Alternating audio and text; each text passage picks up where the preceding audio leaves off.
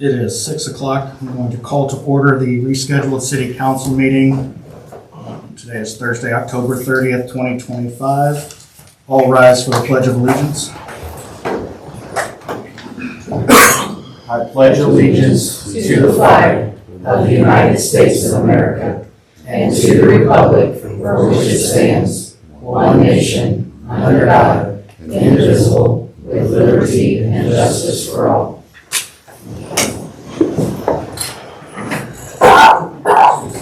Can I get a roll call, please? Mayor King, Here. Councilwoman Niner, Here. Councilwoman Newberry, Here. Councilwoman Emo, Here. Councilwoman Doomer. Here. All right. Quorum being present, if council has had an opportunity to look through the agenda, are there any objections to the agenda as presented? Hearing no objections, the agenda is approved by unanimous consent. Council's had an opportunity to review the consent agenda. Are there any objections to the consent agenda as presented? Hearing no objections, the consent agenda is approved by unanimous consent. This time, if anyone from the public would like to comment on anything not on the agenda, please step up to the podium, state your name and address for the record, and try to limit your comments to 3 minutes, please.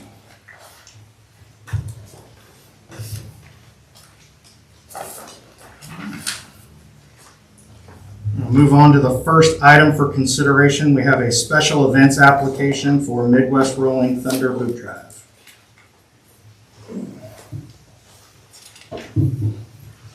Same thing we do every year. We're just gonna go out to Myrtle and 58, or 50, Myrtle and 7, and from 10 to 2 and raise money for people here in town.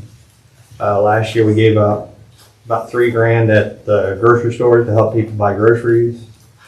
Bought like 10, 15 turkeys and dropped them off over at the food bank and all that stuff, so we just wanna do it again. Try to make it yearly like we always do. You guys do the monthly. What's your name for the So Daniel. push the button. Daniel. Sorry, Daniel. You live at 1208 Mathis Lane? Yep. Sorry. Sorry. All right. Any questions from council? Staff, do you have anything on this? I don't think anything. All right, thank you. Is there anyone from the public that would like to comment on the special events application before we take action? All right. Do I have a motion concerning the special events application for Midwest Rolling Thunder Boot Drive? I'll make a motion to approve the special events application for Midwest Rolling Thunder Boot Drive. I second. Have a motion and a second. Can I get a roll call vote, please?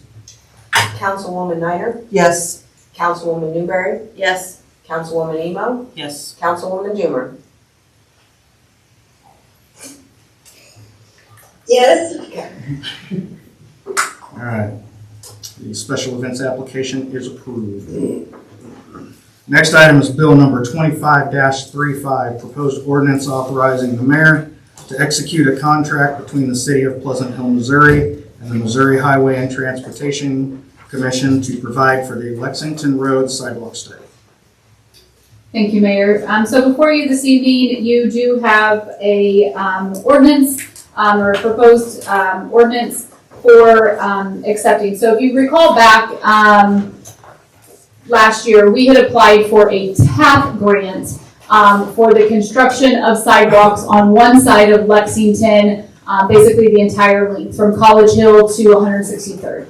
And we were not awarded that grant as we did not score high enough. And I think Shelby and I both had shared at that time our frustration with the scoring system as a whole, because we are, while we sit on the outside of the metro, we're not connected to other cities. And so there's basically, when you go into that scoring process, you're already like 40 points in the hole, just to get started. So some of the feedback, though, that we received from that grant is that we should apply for a TEEP application, which is to help with preliminary engineering for a specific project. And that historically, if you're awarded a TEEP to help get you closer to the engineering and the actual project cost, that your likeliness of then being awarded the TAP, if you should apply later on, is a little bit higher. So again, this is just another step to get us closer to getting hopefully some grant funding to be able to complete that project.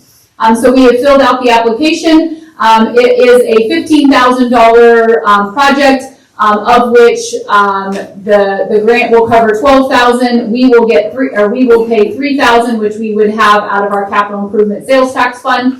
And then ultimately, this gets us not the full-blown engineering, but the preliminary engineering, some closer construction costs, so that when the TAP program opens up again, having that report again gets you extra points to score towards trying to get the TAP grant to actually do the construction of the project. So with that being said, it is through MoDOT. They do require an ordinance be adopted. This would be authorizing the mayor to execute the contract with MoDOT for the acceptance of the TEEP grant that we have been awarded. Happy to answer any questions.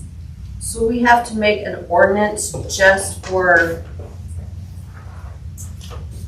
a grant? Correct, MoDOT, because it's funneled through MoDOT, and they require that their contracts are approved by ordinance. So typically, we wouldn't have to do that, but MoDOT requires it.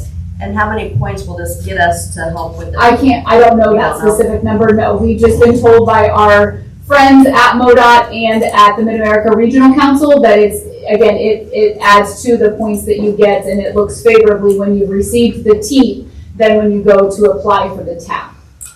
So there's no guarantee. No guarantee. That this is gonna get us. But we would have to do this, this gets us closer so that if we were to get it, obviously the entire project has to be fully engineered.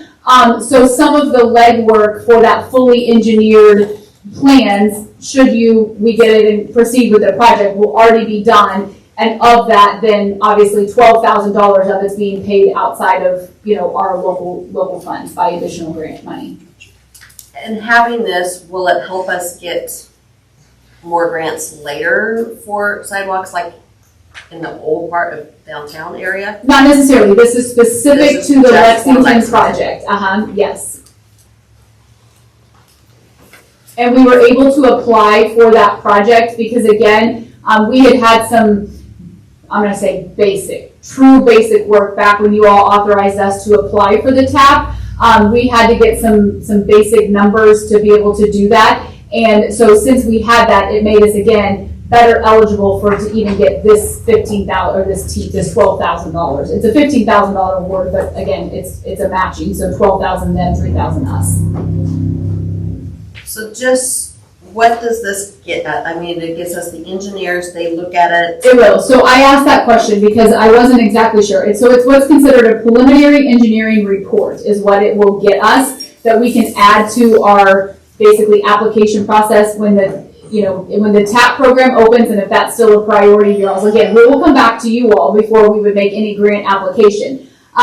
They'll go in and look at the elevations and the contrast along that route. And so we think there are probably some areas in there that would require some retaining walls, alongside the sidewalk. So that will get us the numbers. And so they'll be able to do more work to basically get us before it was just an estimate of what the project would cost. The preliminary engineering report is going to give you pretty hard numbers when it comes to what that construction cost is.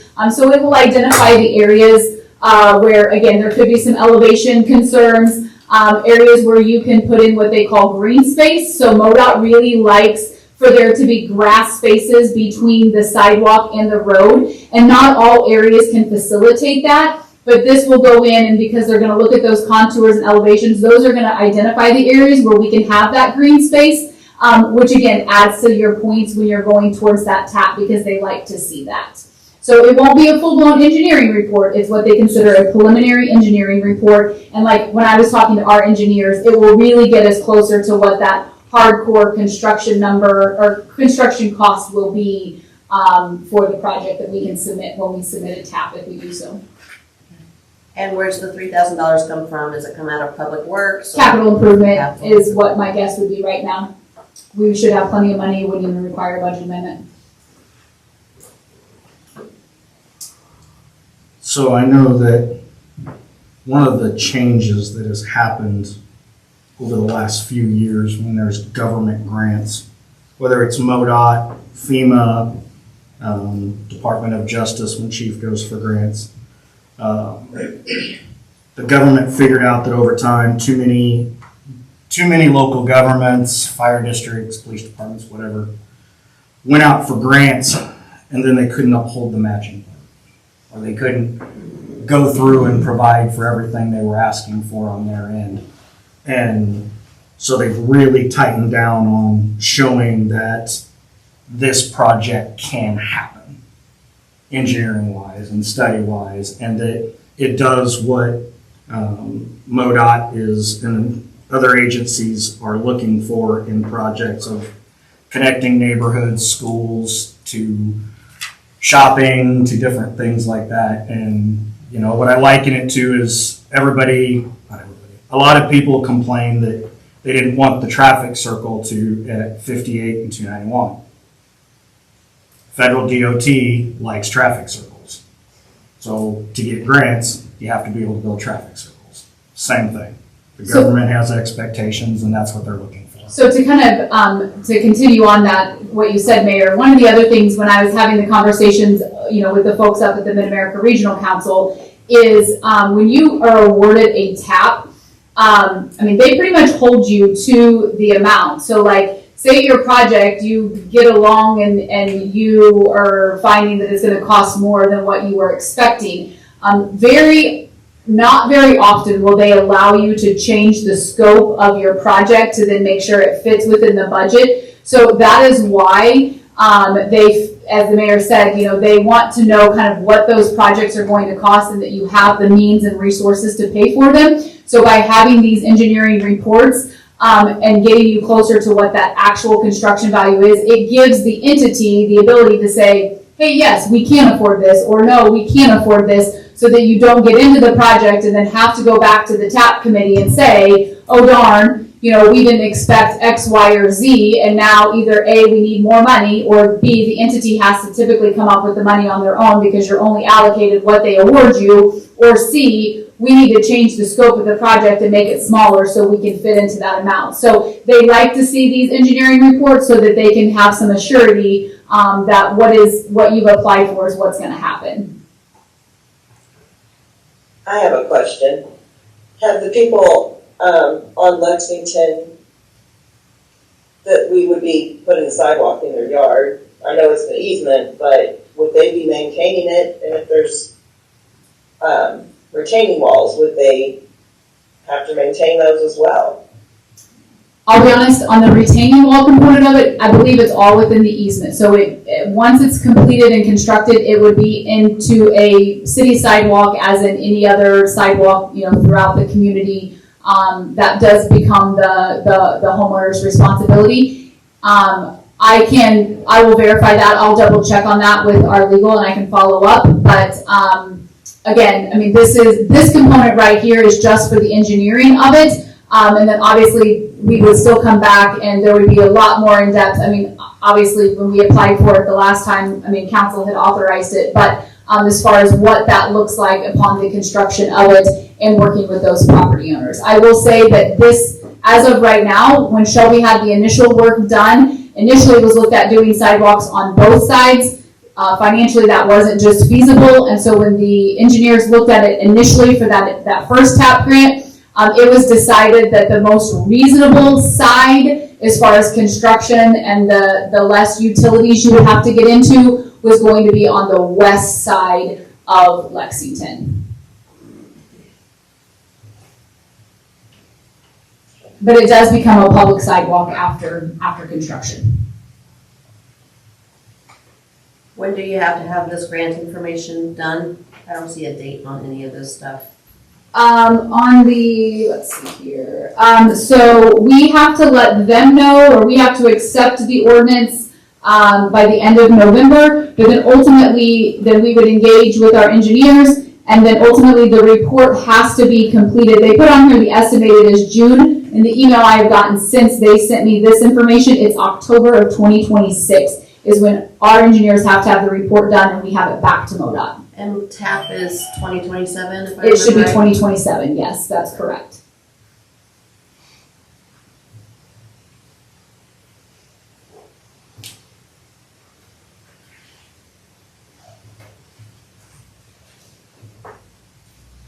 Any other questions from council?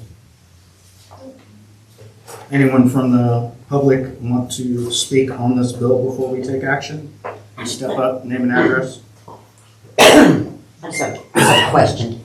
Carla Murray, 300 North Campbell Street, Pleasant Hill, Missouri, 64080. My question is this is a project that I know that the city really wants, and I think it's a great project. We're going to continue to go after it. Is there a reason that we don't just spend the money and go ahead and do the full-on survey instead of doing a preliminary where we're going to turn around and do another survey and pay for it from scratch as well? I know from my experience with surveys, one does a transfer. So you do a preliminary, you get this initial stuff done, but that's all you're going to get done with it. Why wouldn't we just go ahead and pay for a survey and get it ready and have the project ready to go? That's my question. Thank you. Do you want to address that or? I can. So it's more than a survey. This will give us a preliminary engineering report.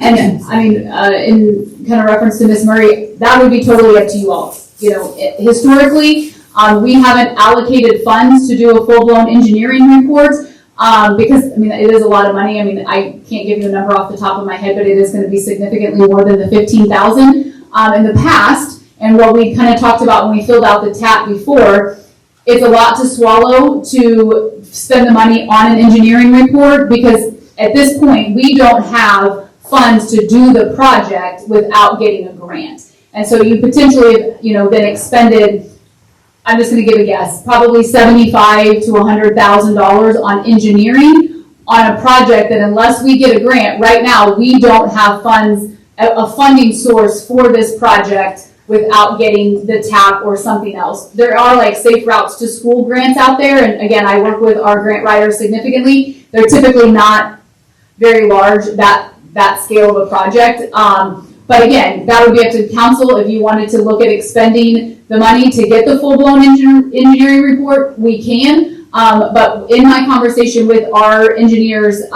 the work that they would do for this TEEP would go right into a full-blown, like nothing would have to be redone. Because it is more than a survey, it is a full, what they call a preliminary engineering report. So, but if you also choose that you wanted to do a full, we could keep that in the back of our minds as far as, you know, this next, you know, budget year, if that's what you're, you know, thinking. It's not off the table, it's just we have in the past not spent the money when again, the project really isn't feasible without a grant. Because we're anticipating it's probably a $2 million project and we don't have $2 million sitting in, you know, we don't have a funding source for that. So you're going to spend maybe $100,000 to potentially set on the shelf until you have identified the funding source for the project. That's just, again, but that's all up to you all of what you want to do. Well, I think it's important that you said the preliminary report isn't a waste of money because it just goes into the final report. Yeah, they would have had, the work that they're going to do this, they would have to do that work anyway. In the full engineering report, they're just getting some of it out of the way ahead of time. And for TAP, if you remember, I don't know if you remember, and if you don't, it's okay. Did that grant include engineering also, or is that going to be out of our pocket anyways? In that case, we had asked for engineering to be in the grant application, if I recall correctly, but I can confirm that and let you know. Yeah. Do I have a motion on bill number 25-35, proposed ordinance authorizing the mayor to execute a contract between the city of Pleasant Hill, Missouri and the Missouri and Transportation Commission to provide for the Lexington Road sidewalk study?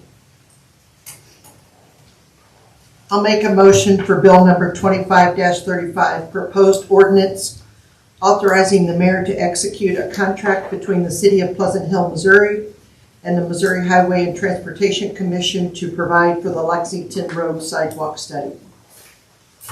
I second. I have a motion and a second to approve bill 25-35, proposed ordinance authorizing the mayor to execute a contract between the city of Pleasant Hill, Missouri and the Missouri Highway and Transportation Commission to provide for the Lexington Road sidewalk study. Can I get a roll call vote, please? Certainly. Councilwoman Niner, Yes. Councilwoman Newberry, Yes. Councilwoman Emo, Yes. Councilwoman Doomer. Yes. Bill passes. The next item is the 2026 pool management recommendation. Thank you, Mayor. At the request of the City Council, we seeked out a recommendation from the Park Board to whether or not to utilize the pool management company in the year going forward. The same cost analysis presentation was given to them at the last Park Board meeting, and their recommendation is to utilize the pool management company. Their opinion is that there is a greater risk and exposure and cost considerations to manage the pool in-house, as we would likely need to be at a higher end of the staffing cost range to recruit quality, dependable staff.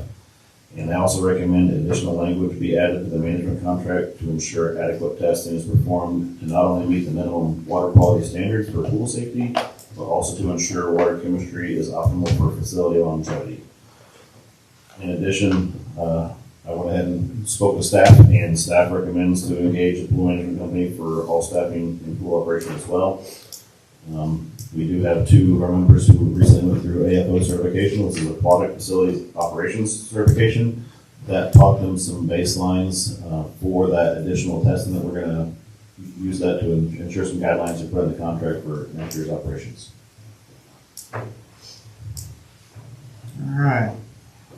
Everybody's had an opportunity to go through those recommendations. Are there any questions for staff at this time? I just had a question on the additional language that the Park Board recommended. Did the management not do that before?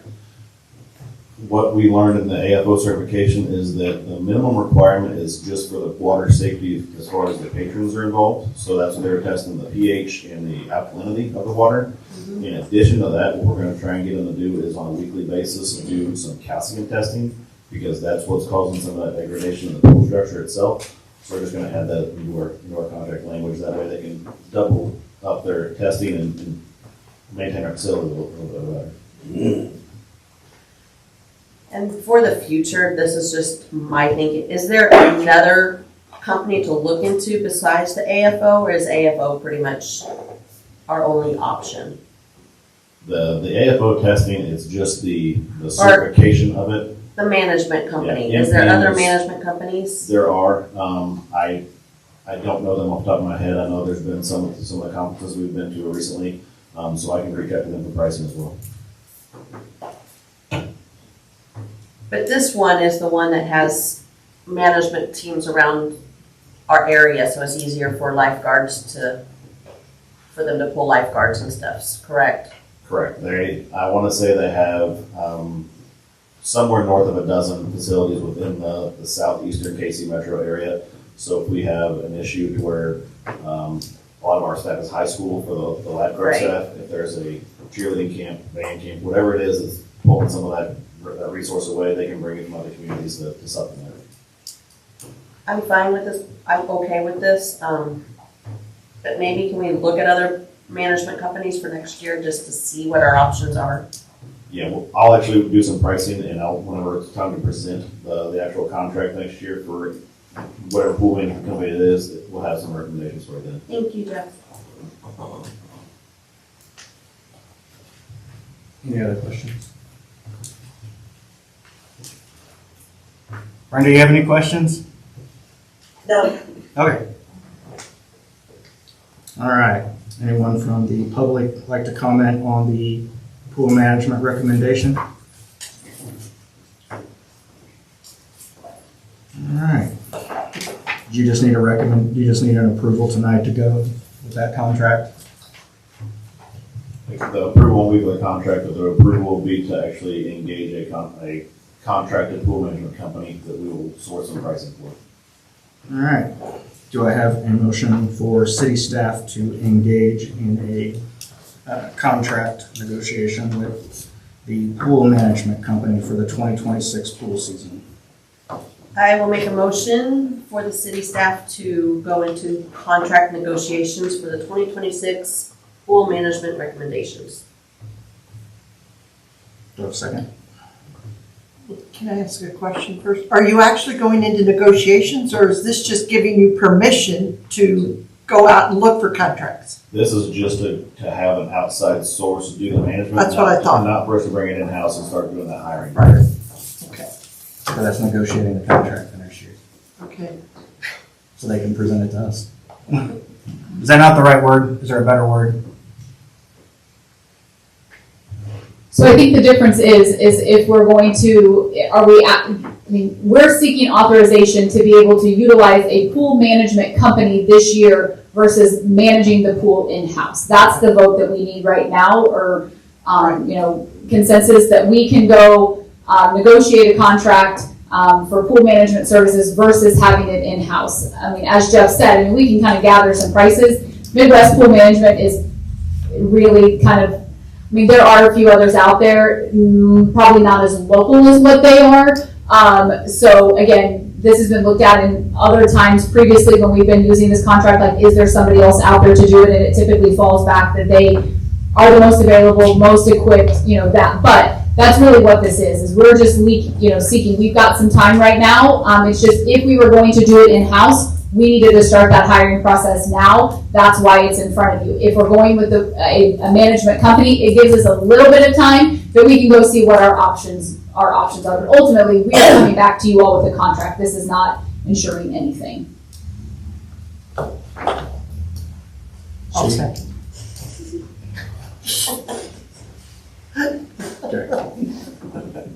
So I have I want to make sure we word it right. Can you still call it a negotiation for a pool contract? Yes. Okay, so I have a motion to allow staff to engage in negotiations to find a pool management for the pool for 2026. I have a second. Can I get a roll call vote, please? Councilwoman Niner, Yes. Councilwoman Newberry, Yes. Councilwoman Emo, Yes. Councilwoman Doomer. Yes. Alright. I believe the next item is a Public Works Department update. Nope, not police department. What did I say, police department? Yeah, Public Works. Same thing. To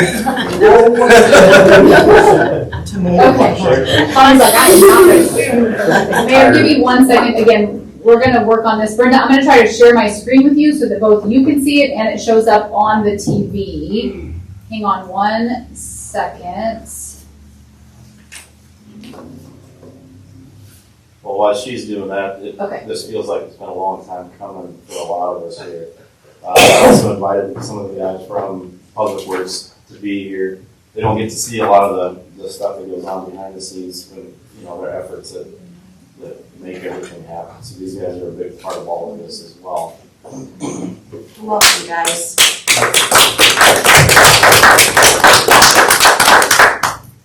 So the water system is, it's an infrastructure that nobody really sees until it's not there. So you don't have anything. We've had a few of those instances where, we've struggled a little bit. So until everything goes wrong, we really don't, we kind of take it for granted. So I just wanted to kind of go from where I started in 2020 and go all the way through to where we're at today and the projects that we've completed since then. Brenda, can you see my screen? No.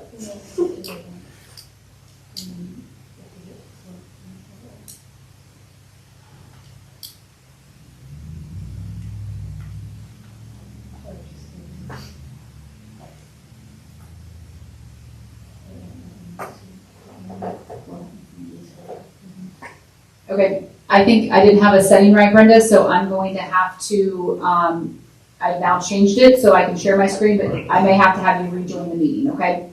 So if I lose you, I'll have you come right back on. I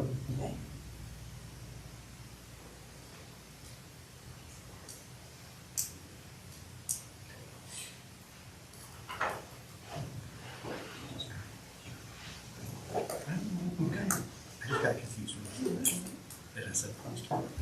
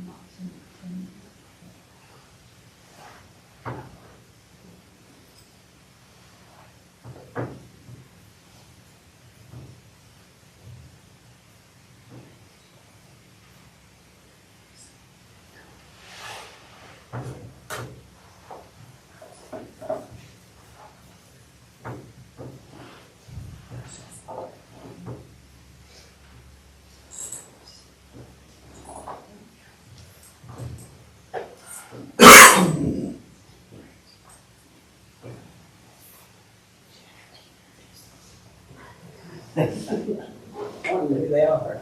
Smaller maybe.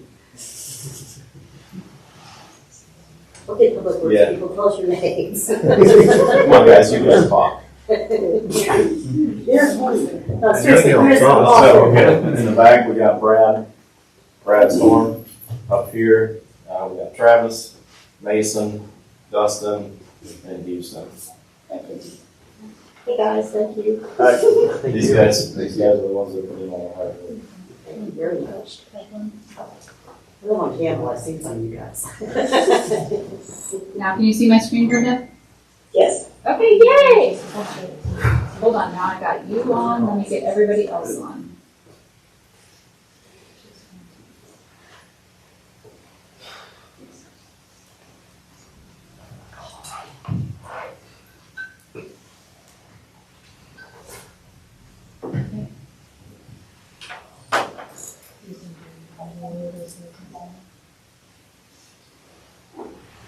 Okay, I think we're good, sorry about that. Okay, you can go to the second slide. Okay, then you guys probably heard me say that, we needed to start with the foundation and rebuilding the foundation of the city of Pleasant Hills water system. Before we could even get to the distribution side of it. Distribution side is a lot of the things that everybody kind of sees with the water leaks and the repairs and stuff like that happen throughout town and the interruptions in their service, et cetera. We needed to work on the redesign of the pump house, the water tower. The water tower, which really emphasized the need for the pump station to be rehabbed as well. PRV, rebuild and replacements, valve exercising. And then we can get to the distribution and continue that process. You can go to the next slide. Pleasant Hills water system operates on a 750,000 gallon water tower that was built in 1995. In October of 2022, we hired USG to do a full inspection of the elevated tower and get us a report on what was needed based on some of our DNR inspections that we'd had since 2020. These pictures were taken in October of 2022 as a part of the inspection.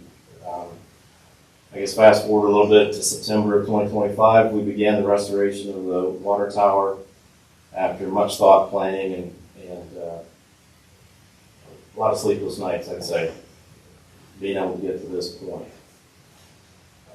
You can go to the next slide. So the report came back with several concerns with the condition of the tank inside and out.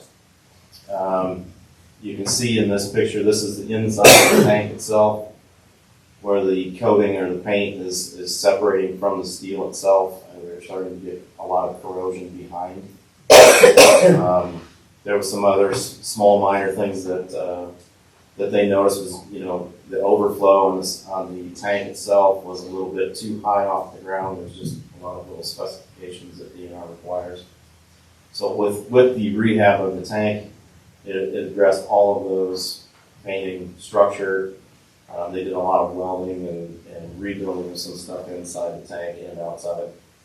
And then also is going to include a mixer or an aerator in the tank that will help basically stir the water and improve the quality of our water. You can go to the next slide. So as you can see, there's a lot of work that goes into building containment center, or I'm sorry, containment center, but a containment system in order to sandblast and paint the water tower. All of those, what I call jibs or cranes, were welded to the side of the tank before they could pull up the cables or pull up the curtain. So each one of those has a cable that runs all the way to the bottom, and that pulls up a curtain, which I'll show you here in a minute. USG started the project on September 6th, and the crew finished and sanitized the tank on 10/23 of 25. So just 49 days later, and Leno had told me that they had 6 days that they could not work on it on the tower just because of wind, rain, whatever.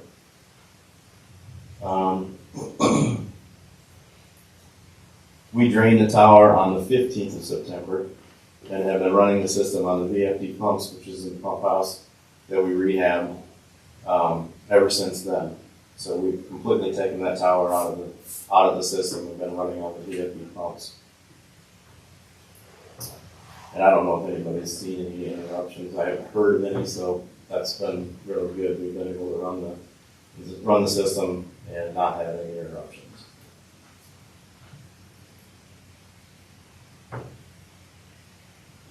You can go to the next slide. So here you can see the containment center on the left that keeps all this sandblast dust inside contained, kept it from blowing all over the place. I went in there one day and there was probably 18 inches of sandblast at the bottom of that tower. It was great. I was impressed. It was quite impressive. The middle picture is when they finally got the primer coat on the tank. And then the picture on the right, that is the inside of the tank. So that's all they primed and put I think it was like a mastic or a sealer or something on every one of the seams inside there before they painted the inside.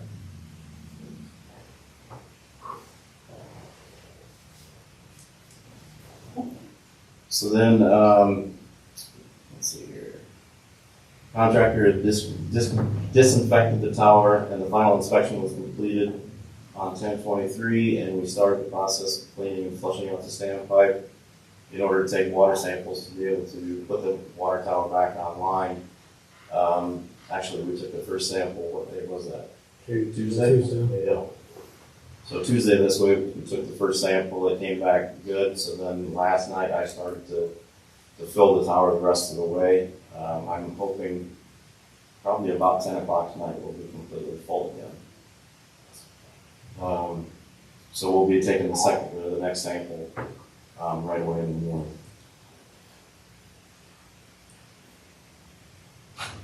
The contractor is completely moved off site. Everything is cleaned up other than they are just finishing up installing the mixer or the aerator in the tank. And as soon as they're done, then we will be able to open everything back up to the system and start running the off the tower as normal.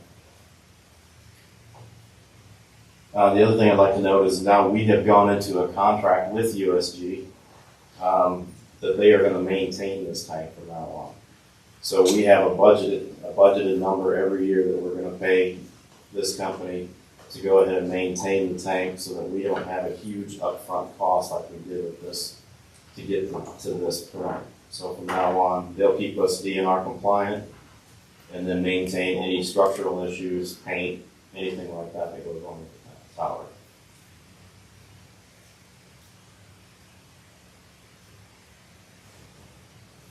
So one of the projects, you can go to the next slide. One of the projects that to get us to this point was our PRV replacements. We had to go around and assess each one of our PRVs. Our system runs on 3 pressure zones. We have the north, east, and the south pressure zone to be able to maintain a balanced pressure on the system while improvements were being made. These pressure reducing valves, we have 4 pressure release valves in the system located throughout town, Timber, Armstrong, Timber Campbell, and then on Maple, and then at Delaware and Lexington. In January 23, ESI began to assess each of them and determined that all needed to be either replaced or rebuilt. So this became priority number 1 while we were in the redesign and working with the engineers on the pump house. In November of 2023, ESI began doing the work. I think it took us about a week to replace or rebuild each one of these pressure relief valves.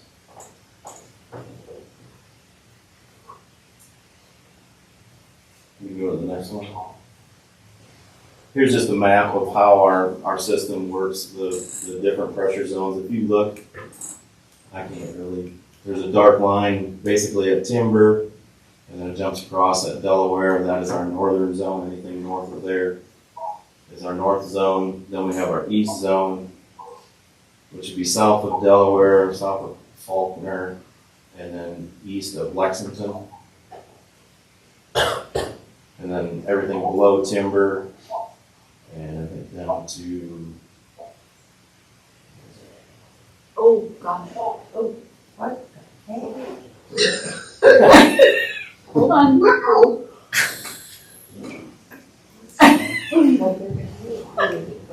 Sorry, guys. Well, I can't find my mouse. Bottom left corner. There you go.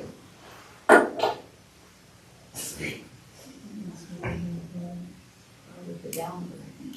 Let's try this download. That was really weird. That was really nice so much. Sorry about that. Just add a little entertainment value. anyway, that gives you an idea of where how our system is laid out with our PRVs and our isolation valves. Here's just some pictures of the work that ESI did when we were replacing and rebuilding the PRVs. I think the picture with the crane in it and the picture in the middle, I think that's at Delaware and Lexington there. So then that brings us to the Timber Street Pump House. This was a major feat in getting the pump house rebuilt. Once I discovered what it was going to take to improve the water tower, I began looking at the pump house and the need to improve, as a huge part of the foundation of the water system.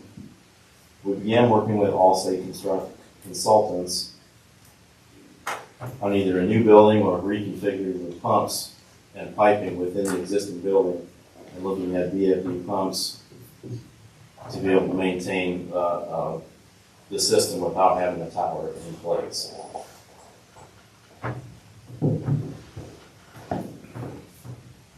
Here's kind of a picture of what the pump house used to look like. This is when I think this was shortly after I started when I took this picture.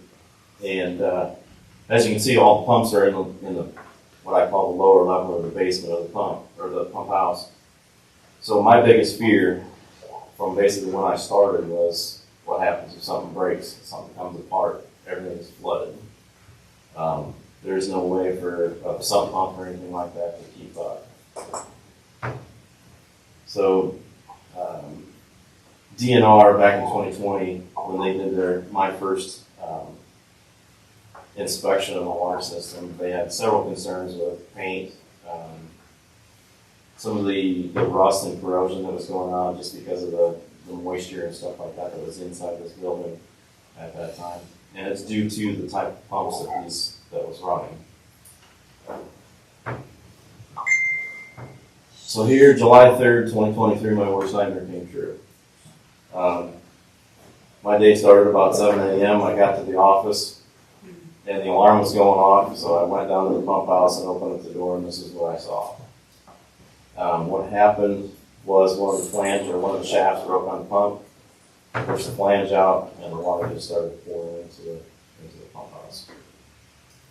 We had multiple companies, including Tri-County Water District, down helping that day.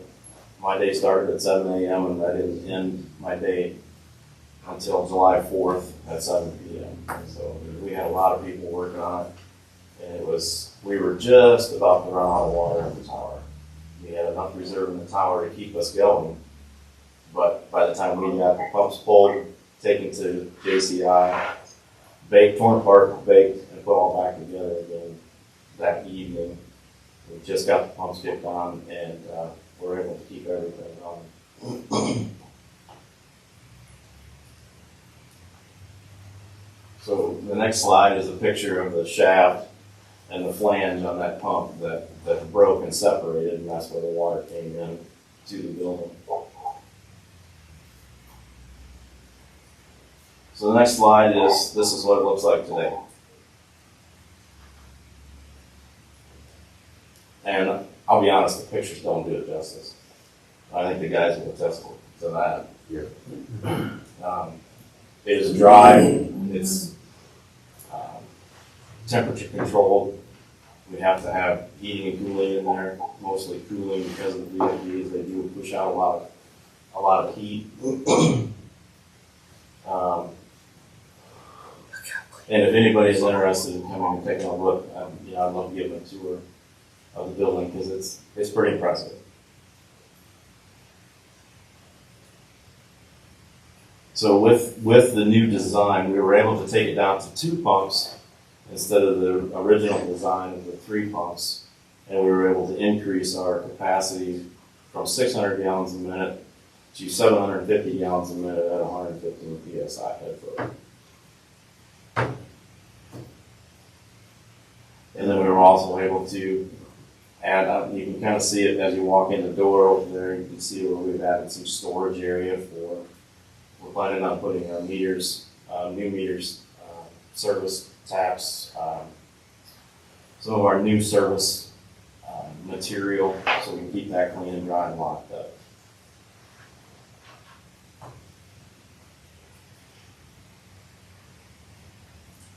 So this next slide is a picture of my SCADA. It's my computer in my office. So I can control, now that I have the variable speed pumps, I can control and maintain the system by just changing a few things inside this system. And I can run this system basically off pressure, or I can run it off GPM. And so since we took the tower out of the system, we've been running at about 100 psi discharge pressure and maintaining the system that way. So these pumps will just, as somebody turns on a faucet or somebody uses water someplace, the pumps will sense the change in the pressure and they'll just ramp up automatically to maintain that flow in that psi.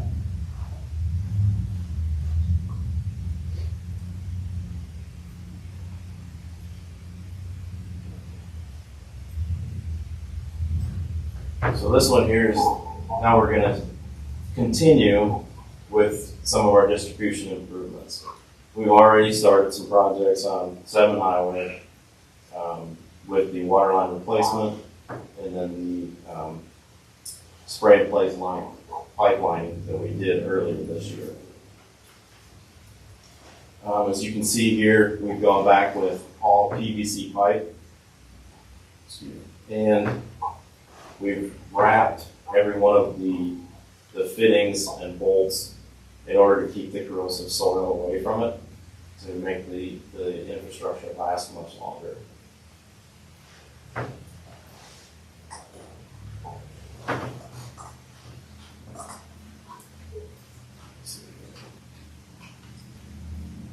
So with the distribution system, as I said before, this is what the community sees. Our projects along 7 Highway, not just the sidewalk projects that are going on, but we've been working really hard on getting water line replacement and improvements with the spray and place liner along basically from Wildwood all the way to Timber. And I think we've got 3,700 feet of 8-inch PVC water main, 8-inch loop back to Riffle, which helps to serve that subdivision in the back there. When we would have an issue on 7 Highway, we would have to shut off around 70 homes. So now we can be able to isolate things a little bit better and be able to serve that subdivision much better.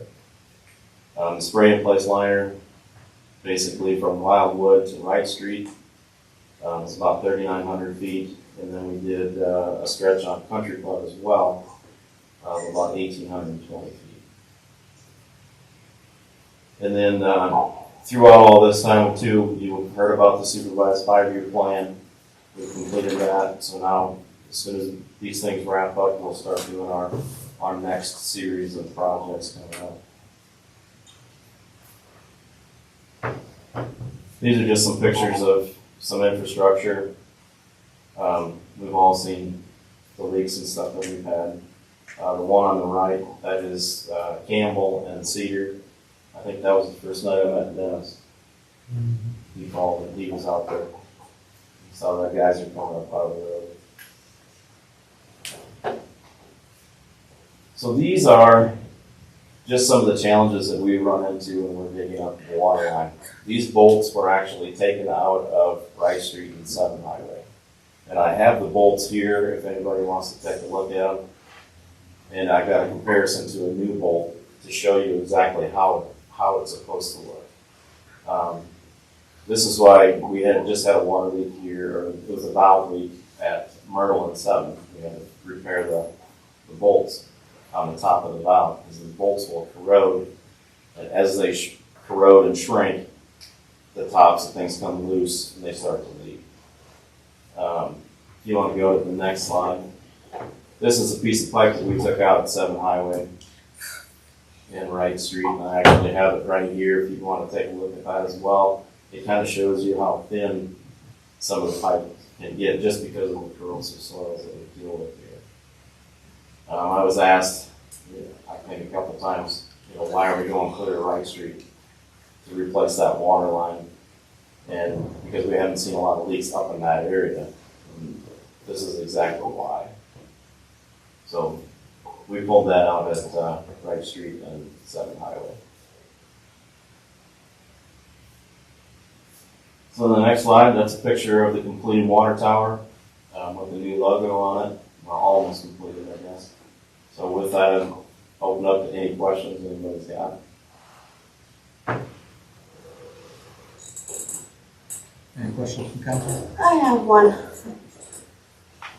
So, the USG that we're going to hire to maintain the tank, is that gonna help us? Because it looks like we redid the tank 30 years ago. Is this gonna help us stretch that to be longer than 30 years next time? Yes, actually the tower was built in 1995. So yes, this will help us maintain this basically from now into the future. Can I add something to that real quick? So one of the benefits of the type of maintenance contract that Tony was talking about is, to do the extensive repair, work that needs to be done. And a lot of cities will do that, but you're talking, I don't know, $1 million probably to redo the water tower in the way that they've done it. And so by doing this maintenance contract, obviously there's work that gets done every single year, but at the end, at some point, this still will have to be done again, right? Like you will still have to, but instead of having to, in 20 years come up with $1 million to do it, we've paid on this service contract over, they just come back in and do it again. So it just truly takes and spreads out, the cost associated with the maintenance and improvements that they're going to have to, they're needed regardless. So it's actually a really incredible contract. And as Tony said, it kind of lifts some of the burden off of us as an entity to make sure we're in compliance with DNR because that's their job. So they will make sure that we stay in compliance with them. So. Well, when DNR showed up for I think it was the June water emergency, the first 2 things she asked. Where was the operations plan book and where were we at on the water tower? Yeah. That's the first 2 things she asked. Well, you've done a great job. Thank you. You've done a lot of work in 5 years. It looks good. We're right there finishing really 6 major projects on the water system. I just want to add, because I don't think maybe Tony gave himself enough kudos into all of this. So we kind of go back. I'll be honest, I got somebody sent me a picture yesterday from 1 year ago. 1 year ago yesterday, we broke ground on our parks projects. And we see how far they've come. And in less than a year, Tony has completed all of these things. We obviously didn't do like a formal public groundbreaking for, new water line, because again, we talk about this is the non-sexy stuff that nobody wants, you don't want an interruption, but you don't you don't want to see it. And so, but kudos to Tony. This goes back, 2022, started 2023. We entered into, we went through the RFQ process soliciting qualifications for new engineers. Super blessed that we were able to enter into and establish a relationship with Allstate Consultants. And again, the amount of work that has been done even since 2023 to get us to this point, because as Tony said, so much preparations have to occur before they can put a new water line in the ground, before that new pump station could. So Tony has had to work super close, with our engineers to get us to this point. But just to, again, I worked with Scott V today, our owner's rep, on our other bond projects, and we were talking about, the animal shelter and the police, but again, in 1 year, we have completed a massive amount, projects that other cities are completely envious of, and in the time frame that we were able to do it in. And then again, on the backside, all of these infrastructure projects that, we heard early on, like, new water lines. But as Tony explained through here, a lot had to be done before we could get to new water lines. But we got that done, and we got some new water lines. So kudos to Tony and his team, and again, the behind the scenes work that is going on with Allstate and all to keep us going. And like he said, having that 5-year plan, we can just continue to keep moving right down the road to keep spending the money that our voters entrusted us with last year. So just very, very impressive. Almost unheard of, if I'm going to be honest with you. And it truly is almost unheard of for an entity, especially the size that we are, with the amount of staff that we have, to get done what has gotten done in literally a 12-month period from yesterday. And here we are presenting to you tonight. So I'm very proud of you guys and appreciate all the hard work that they've done. I just have to say, as someone that has hounded you every city council meeting about water, great job to your staff. And might seem a little weird, but I'm giving you a standing ovation. Yeah.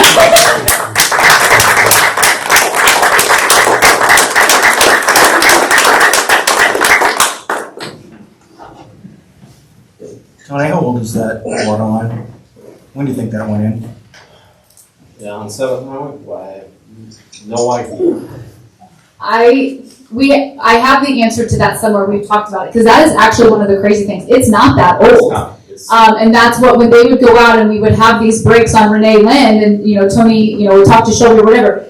And as Tony mentioned, the ground up in this area is so abrasive. It is corroding the line. So the line wasn't breaking. It's like, as he's saying, it's thinning. It's corroding at the bottom, and that's where most of the leaks were happening. And as he said, even though we worked our way up, on the north side of 7th Highway, same thing. Like those lines into Wildwood, they're not that old. But the ground, when you fix what was going on Renee Lynn, water finds the weakest point. So as soon as we fixed that, if we didn't do some stuff on the further north side with the relining, we were going to start finding ourselves, of an evening and at night and on the weekends further up, by Wildwood. And so I can look up that date because I know we went and found it during all of this. But I'm talking like probably less than 50 years old. They're not that old. I was going to say probably closer to 20. Okay, I was going to say they're not that old. But again, it's just back then there wasn't some regulations. I think maybe they didn't have to bed some of the dirt with gravel. Some things have changed, obviously some technology and things we're doing to make them last longer. But that is something we have found in all of this, that the dirt is just super acidic, and it wears away at the pipes in the ground. But I'm going to go with Tony. It's less than 50 years old is what those water lines were. My point is, I've seen water lines 100 years old that look better than that. Oh yeah. Yep. Yeah. Every once in a while they pull a wood one out in Kansas Yeah, City that looks for sure. better than that. So. I haven't seen any of those yet. I would love to find a piece just to put it on my desk.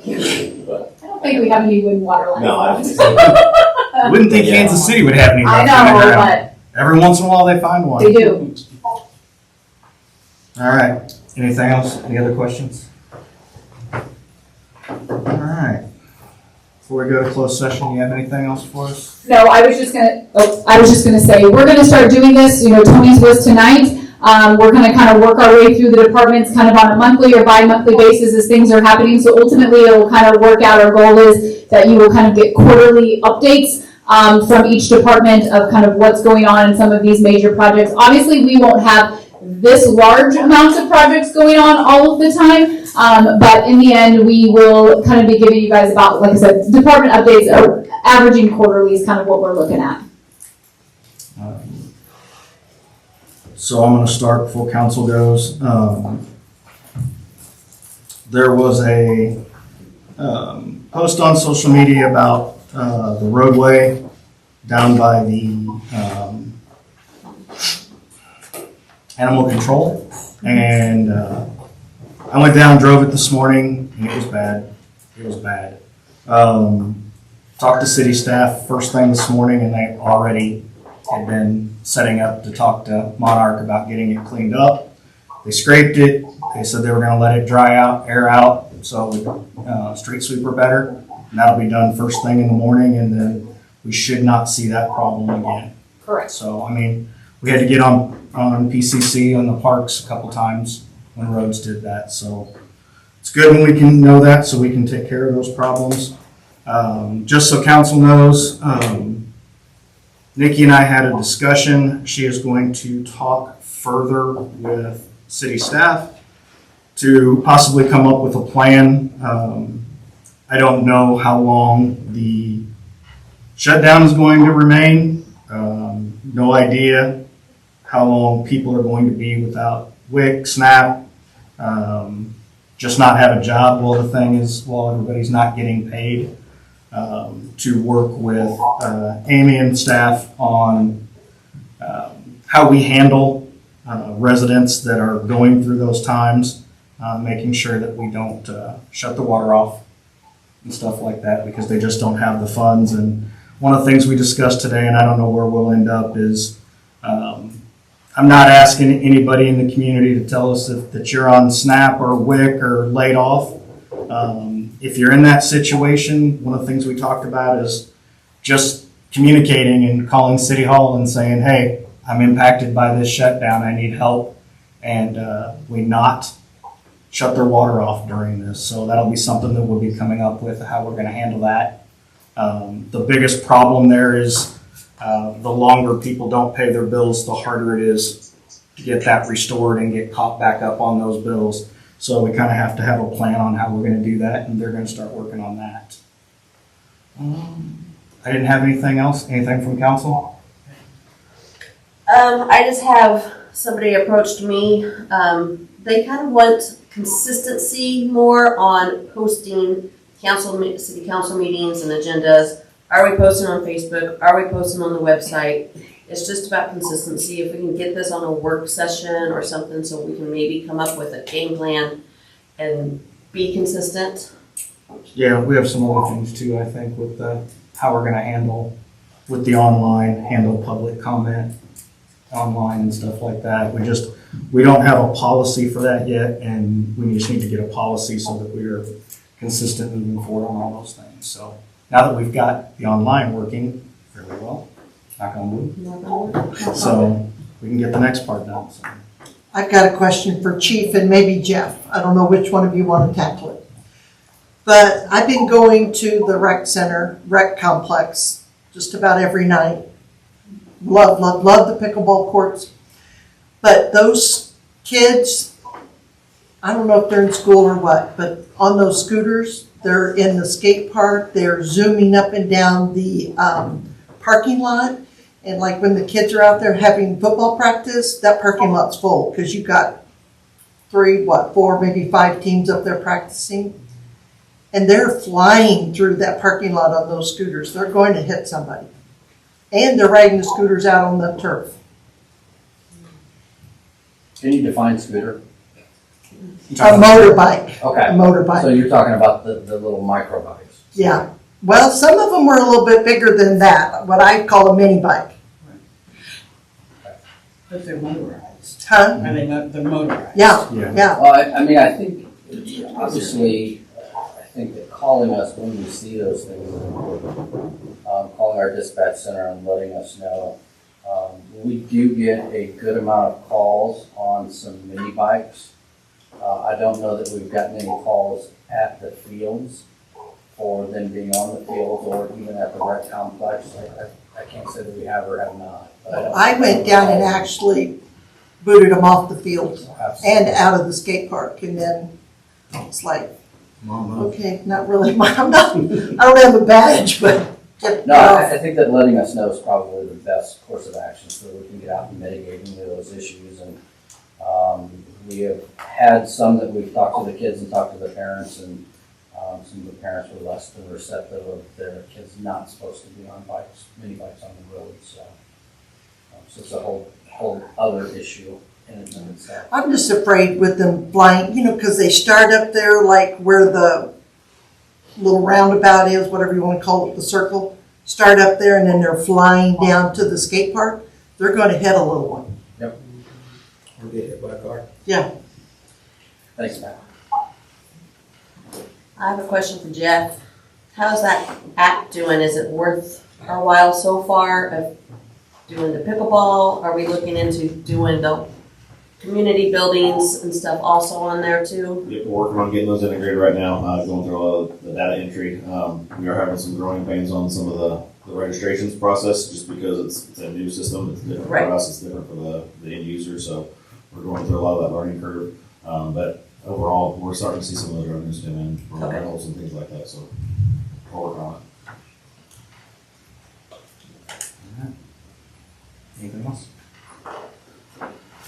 All right, so closed session, do we call it real estate and contract or just contract? I guess it's not really real estate, it's just contract. Yeah, mine is number 12 that I need. So I need a motion to go into closed session pursuant to RSMO 610-021-12 for contract negotiations. I'll make a motion to go into closed session for RSMO 610-021-12 for contract negotiations.